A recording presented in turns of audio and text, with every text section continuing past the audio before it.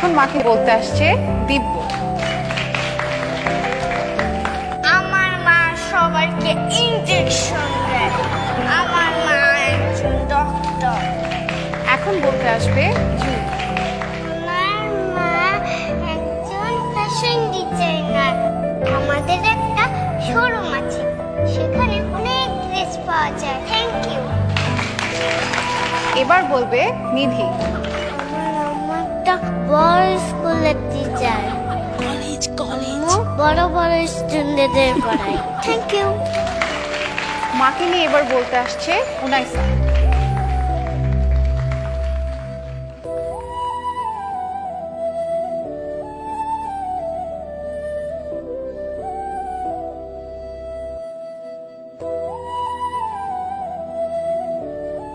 আমার মা একজন ডাক্তার।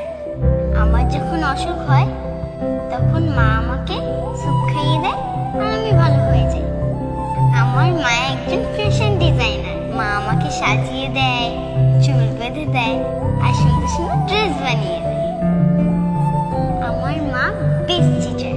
মা আমাকে সায়েন্স প্রজেক্টে হেল্প করে। মা আমাদের বাসার বস। বাসার সব কাজ মা একাই করে। আমার মা একজন housewife. I am proud of my mother.